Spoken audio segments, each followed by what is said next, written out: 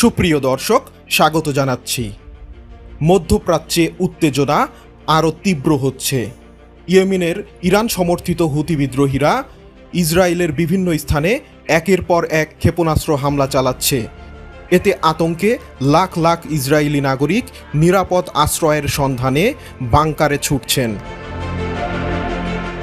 ইসরায়েলের প্রতিরক্ষা ব্যবস্থা বেশ কিছু মিসাইল প্রতিহত করলেও কিছু হামলা লক্ষ্যবস্তুতে আঘাত হানছে, যা পরিস্থিতিকে আরও জটিল করে তুলছে। এদিকে সাধারণ ইসরায়েলি নাগরিকেরা খোদ ইসরায়েলের সরকারের বিরুদ্ধে রাস্তায় নেমে বিক্ষোভ করছেন। সরকারের ধ্বংসাত্মক যুদ্ধনীতি সহ যুদ্ধ বন্ধের দাবিতে এই বিক্ষোভ ক্রমেই তীব্র হচ্ছে। হুতি বিদ্রোহীদের মিসাইল হামলা এবং সাধারণ নাগরিকদের বিক্ষোভ নিয়ে সাজিয়েছি এবারের পর্ব। বিস্তারিত জানতে পুরো ভিডিওটি দেখুন। দর্শক, চলুন চলে যাই মূল ভিডিওতে। হুতি বিদ্রোহীরা সম্প্রতি দাবি করেছে যে তারা ইসরায়েলের গুরুত্বপূর্ণ সামরিক ও বাণিজ্যিক কেন্দ্রগুলোকে লক্ষ্য করে একাধিক ব্যালিস্টিক ও ক্রুজ মিসাইল নিক্ষেপ করেছে। পাশাপাশি তারা ড্রোন হামলার মাধ্যমেও ইসরায়েলি অবস্থানগুলোতে আঘাত হানছে। ইসরায়েলের আয়রন ডোম প্রতিরক্ষা ব্যবস্থা কিছু মিসাইল ধ্বংস করতে সক্ষম হলেও কিছু মিসাইল তাদের প্রতিরক্ষা বলয় ভেদ করে বড় ধরনের ক্ষতি করছে। এছাড়া ইসরায়েলের সামরিক বাহিনী পাল্টা প্রতিক্রিয়া দেখিয়েছে এবং হুতিদের ঘাঁটি লক্ষ্য করে বিমান হামলা চালাচ্ছে। এতে হুতিদের হামলার প্রবণতা কমার কোনো লক্ষণই দেখা যাচ্ছে না।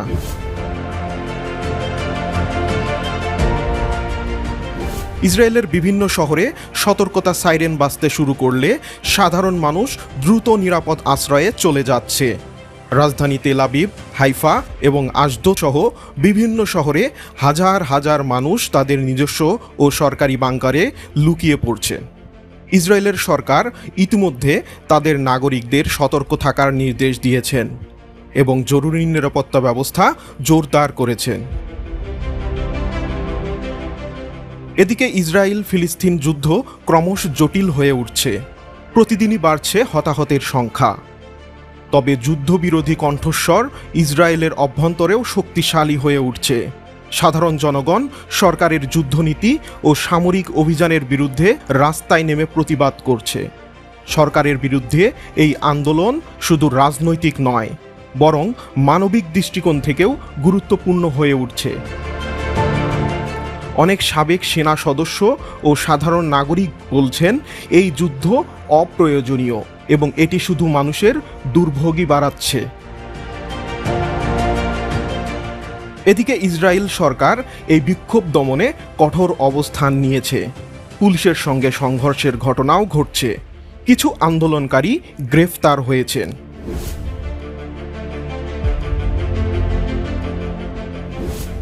হুতিদের এই আক্রমণ মধ্যপ্রাচ্যের যুদ্ধের শঙ্কা বাড়িয়ে তুলছে। মার্কিন যুক্তরাষ্ট্র ও ইউরোপীয় দেশগুলো হুতিদের হামলার তীব্র নিন্দা জানিয়েছে এবং ইসরায়েলের প্রতি তাদের সমর্থন পুনর্ব্যক্ত করেছে। অন্যদিকে ইরান হুতিদের সমর্থন দিচ্ছে বলে অভিযোগ উঠেছে, যা এই সংঘাতকে আরও বিস্তৃত করার ঝুঁকি সৃষ্টি করেছে। বিশ্লেষকদের মতে হুতি বিদ্রোহীরা যদি তাদের হামলা অব্যাহত রাখে তবে এটি একটি বৃহত্তর সংঘাতের রূপ নিতে পারে। ইসরায়েল ইতিমধ্যে তাদের সামরিক প্রস্তুতি বাড়িয়েছে এবং যে কোনো সময় পাল্টা বড় ধরনের অভিযান চালাতে পারে। অন্যদিকে সাধারণ নাগরিকদের মধ্যে আতঙ্ক মাত্রা বাড়ছে, যা পুরো অঞ্চলের স্থিতিশীলতার জন্য হুমকি স্বরূপ। এই পরিস্থিতি মধ্যপ্রাচ্যের ভূ রাজনৈতিক প্রেক্ষাপটকে নতুন মাত্রা যোগ করেছে। বিশ্ববাসী এখন নজর রাখছে এই সংঘাত কিভাবে বিকশিত হয় এবং ভবিষ্যতে এর কি পরিণতি হতে পারে। সুপ্রিয় দর্শক, প্রতিবেদনটি ভালো লেগে থাকলে একটি লাইক দিন।